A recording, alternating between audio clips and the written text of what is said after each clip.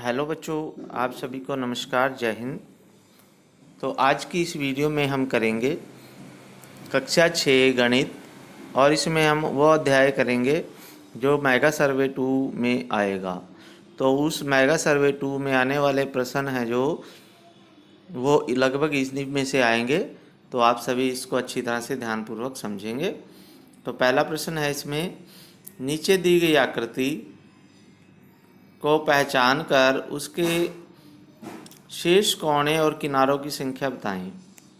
तो आपके पास है शीर्ष, किनारे, और अब ये जैसे आकृति है हमारे पास, तो इसका नाम है त्रिभुज। तो इसमें आप त्रिभुज लिखोगे। शीर्ष इसके कितने हैं? 3 हैं। शीर्ष का मतलब कोण होते हैं, और कोणे भी इसमें 3 हैं, किनारे भी इसमें 3 हैं। तो नाम त्रिभुज, और बाकी सभी क्वेश्चनों में इसके 3-3 आ जाएगा। ये आकृति है चतुर्भुज। चतुर्भुज है ये। आयत इसका नाम आएगा। इसका नाम क्या आ जाएगा? आयत। और इसमें शीर्ष भी 4 हैं, कोने भी 4 हैं, किनारे भी 4 हैं। तो इसका आंसर 4 आ जाएगा सभी उसमें, और इसमें आंसर 3 आएगा सभी खाली स्थानों में। और इसका क्या नाम है? इसका नाम है वृत्त। क्या है बच्चों? वृत्त है इसका नाम। तो इसका नाम वृत्त आ जाएगा। शीर्ष इसमें कोई भी नहीं है, कोना भी कोई नहीं है, और किनारे भी कोई नहीं है। 0 0 0 आ जाएगा इसका आंसर। ठीक है। फिर उसके बाद है अगला जो चित्र आप देख रहे हो, इस चित्र को बोलते हैं वर्ग। इसका नाम वर्ग आ जाएगा। इसके 4 जो हैं शीर्ष हैं, 4 ही कोने हैं, 4 ही किनारे हैं। ठीक है बच्चों। फिर नेक्स्ट जो आप चित्र देख रहे हो, इसका नाम है षट्भुज। तो इसमें 6 शीर्ष हैं, 6 कोने हैं, और 6 ही इसमें किनारे हैं। तो इसमें 6 6 आपका आंसर आ जाएगा। क्वेश्चन नंबर 2 है, सबसे कम भुजाओं वाला बहुभुज कौन सा होता है? तो सबसे कम भुजाओं वाला बहुभुज क्या होगा? तो वो होगा त्रिभुज। त्रिभुज से कम हम बहुभुज नहीं बना सकते। तो सबसे कम भुजाओं वाला बहुभुज होता है त्रिभुज। फिर नेक्स्ट क्वेश्चन है, आपको आकृति दी गई है,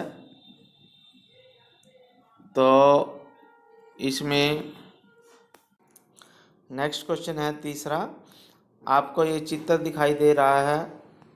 इसमें सबसे पहले है वृत्त का केंद्र क्या है? तो वृत्त का केंद्र होता है O। जहाँ जिस बिंदु के ऊपर O लिखा हुआ है वो वृत्त का केंद्र है।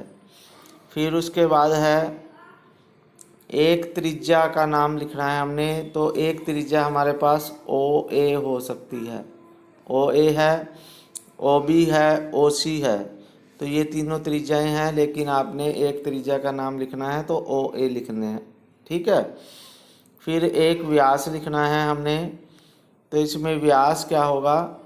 व्यास आप AC लिखोगे। AC व्यास है इसमें। ठीक है। फिर चौथा है एक वृत्त। एक वृत्त, पूरा वृत्त है ये, आपको चित्र में दिखाया गया है। तो ये वृत्त है जिसका केंद्र O है। फिर उसके बाद है क्वेश्चन नंबर 4, नीचे दिए गए आयत का चित्र है, इसमें कोणों का योगफल कितना होगा? तो आयत के कोणों का योगफल होता है 360 डिग्री। यानी चतुर्भुज कोई भी हो, आयत हो, वर्ग हो, सभी के कोणों का योगफल 360 डिग्री होता है। क्वेश्चन नंबर 5 है, आपको चित्र में दर्शाया गया है कि इसमें व्यास को कौन सा रेखाखंड प्रदर्शित करता है? तो व्यास है बच्चों ये P से Q तक। तो PQ इसमें व्यास है। PQ आपका आंसर आ जाएगा, PQ व्यास। ठीक है। तो ऑप्शन 3 है इसका, PQ। फिर है दिए गए चतुर्भुज में कोण A और C, ये चतुर्भुज है, इसमें कोण A और C है जो वो एक दूसरे के आमने सामने के कोण हैं। तो इन्हें ये वाला कोण और ये वाला कोण जो है ए और सी हैं ये, तो ये इन्हें सम्मुख कोण कहेंगे। कौन से कोण कहेंगे इनको? सम्मुख कोण। सी इसका पार्ट आंसर आएगा। फिर है दिए गए त्रिभुज के अभ्यंतर में कितने बिंदु हैं। अब ये त्रिभुज दी हुई है, इसके अंदर कितने हैं? एस और ओ दो बिंदु हैं इसके अंदर जो इसके अभ्यंतर में है, तो इसका आंसर आ जाएगा 2 बिंदु हैं इसके अंदर, सी पार्ट आ जाएगा। फिर क्वेश्चन नंबर 8 है, फिर है दिए गए चित्र में कितने शीर्ष हैं। तो इसमें 4 शीर्ष होते हैं, 4 शीर्ष हैं ए बी सी डी, 4 शीर्ष हैं। फिर उसके बाद द्वि-आयामी आकृतियों में निम्न में से कौन सा कथन गलत है। तो द्वि-आयामी आकृतियों में लंबाई चौड़ाई ऊंचाई ये वाला गलत है। लंबाई चौड़ाई ऊंचाई इनमें नहीं होती, इनमें केवल लंबाई और चौड़ाई होती है। और पहले तीनों जो है सही हैं, लेकिन ये चौथा जो है वो गलत है। ठीक है बच्चों, तो इस वीडियो में अब आगे क्वेश्चन नंबर 10 है, जैसे इनमें से कौन 2D आकृति का उदाहरण नहीं है। तो 2D आकृति का उदाहरण नहीं है, जो बेलन है उसमें लंबाई चौड़ाई ऊंचाई तीनों होते हैं, इसलिए ये 2D आकृति का उदाहरण नहीं है। आगे क्वेश्चन है, क्वेश्चन नंबर 1, ये इस आकृति में आसन भुजाओं के युग्म नहीं लिखे हैं। तो आसन भुजाएं ये दोनों आसन भुजाएं हैं, या ये दोनों हैं, या ये दोनों हैं, ठीक है, या ये दोनों हो सकती हैं। यानी जो भुजाएं एक दूसरे के साथ आपस में जुड़ी हुई हैं एक बिंदु पर, वो आसन भुजाएं हैं। तो ए बी बी सी हैं, ठीक है, ये भी हैं A B B C, D A और ए बी, डी ए और ए बी ये भी हैं, ए बी और डी सी नहीं है। तो इसमें आपके पास युग्म नहीं होगा, तो सी डी और डी ए, सी डी और डी ए ये भी है, लेकिन जो चौथा ऑप्शन है आपके पास वो नहीं है। तो ये आंसर आपका हो जाएगा चौथा ऑप्शन, ए बी और डी सी नहीं है। फिर नीचे दी गई आकृति में त्रिज्या खंड कौन सा है। तो त्रिज्या खंड इसमें आकृति में जो आपके पास है ए ओ बी, ये वाला जो आपके पास खंड है, तो ये है त्रिज्या खंड। त्रिज्याओं से घिरे हुए खंड को त्रिज्या खंड कहते हैं। तो ए ओ बी जो है ये आपका त्रिज्या खंड है। इसमें दूसरा ऑप्शन आपका आंसर है। फिर है आपके पास नेक्स्ट क्वेश्चन, दी गई आकृति में सी डी क्या है। तो जो सी डी है, ये सी डी जो है ये क्या है, ये है आपके पास जीवा। क्या है? जीवा है। ऑप्शन 3 आ जाएगा इसमें, जीवा। फिर क्वेश्चन नंबर 4 है, समांतर चतुर्भुज के सम्मुख कोण समान होते हैं। समांतर चतुर्भुज के सम्मुख कोण कैसे होते हैं? समान। फिर है क्वेश्चन नंबर 5, एक त्रिभुज के कितने समकोण हो सकते हैं। तो एक त्रिभुज का केवल एक ही समकोण हो सकता है, ठीक है। फिर क्वेश्चन नंबर 6 आ जाएगा आपके पास, एक वर्ग बनाने को आपको किस माप की आवश्यकता होती है। तो वर्ग बनाने के लिए हमें केवल एक भुजा का माप पता होना चाहिए, उसी से हम वर्ग बना सकते हैं, क्योंकि वर्ग के चारों कोण 90 डिग्री के होते हैं और एक भुजा हमें पता होनी चाहिए, उससे हम वर्ग बना सकते हैं। फिर है आपके पास आयत के विकर्ण कैसे होते हैं। तो क्वेश्चन नंबर 7 है, आयत के विकर्ण जो होते हैं बराबर होते हैं, ठीक है। फिर उसके बाद है, तो आगे है क्वेश्चन। तो इस क्वेश्चन में हम देखेंगे कि नीचे दी गई आकृतियों में नाम लिखें। तो इसे हम शंकु बोलते हैं, इसे हम कहते हैं घन, और इसे प्रिज्म कहते हैं, और इसे घनाभ। ठीक है, ये क्या है, शंकु है, घन है, प्रिज्म है और घनाभ। तो इस तरह से आपने ये याद कर लेने हैं। क्वेश्चन नंबर 2 है, नीचे दी गई आकृति के कितने फलक हैं। तो इसके हमारे पास 5 फलक आएंगे। पहला आंसर है 5। फिर है, दिखाई गई आकृति में कितने कोने हैं। तो कोने इसमें होंगे,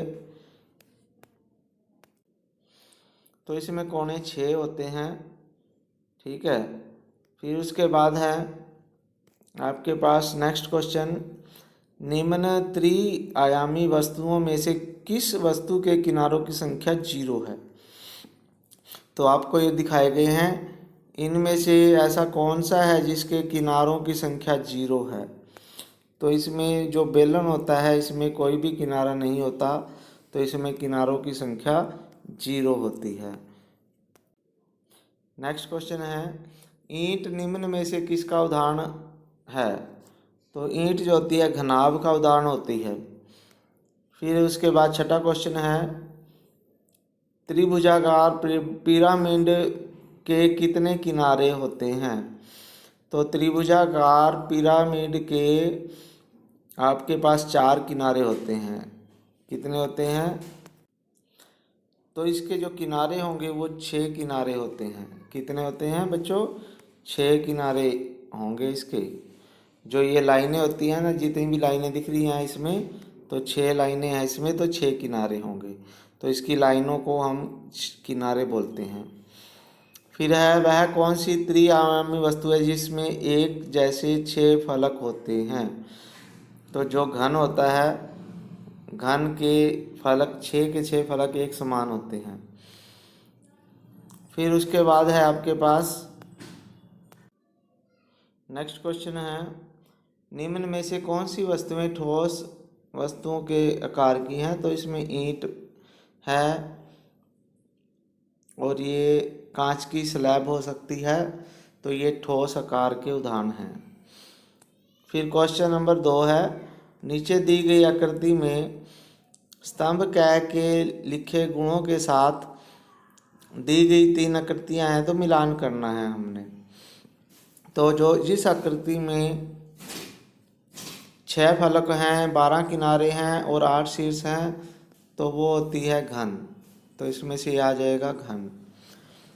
फिर उसके बाद है, तो इसमें है आपके पास 5 फलक हों, 9 किनारे हों और 6 शीर्ष हों। तो ये आकृति आ जाएगी आपके पास। इसमें 5 फलक हैं, 9 किनारे हैं, किनारों का मतलब लाइनें हैं, और 6 शीर्ष का मतलब इसमें कोणे हैं। फिर उसके बाद है नेक्स्ट क्वेश्चन इसी में, तो नेक्स्ट वाले ऑप्शन में आ जाएगा तीसरे में, 5 फलक, किनारे 8 होने चाहिए और शीर्ष 5 होने चाहिए। तो इसमें चित्र ये आ जाएगा आपके पास। ठीक है बच्चों। फिर नेक्स्ट क्वेश्चन है, 4 फलक हों, तो इसमें है आपके पास 4 फलक, 6 किनारे और 4 शीर्ष हैं। तो ये चित्र आपके पास आ जाएगा। फिर 7 फलक होने चाहिए, 15 किनारे होने चाहिए, 10 शीर्ष होने चाहिए। तो इसमें आएगा आपके पास। ठीक है बच्चों, तो ये क्वेश्चन आपके पास हो गया। निम्न में से कौन एक गोले का उदाहरण नहीं है। तो गोले का उदाहरण जो है जन्मदिन की टोपी है, ये शंकु का उदाहरण है, ये नहीं है। नीरज के पास, क्वेश्चन नंबर 4 है, नीरज के पास एक ऐसी वस्तु है जिसका आधार त्रिभुजाकार है, तो वह किसका उदाहरण होगी। तो वो होगी त्रिभुजाकार प्रिज्म का।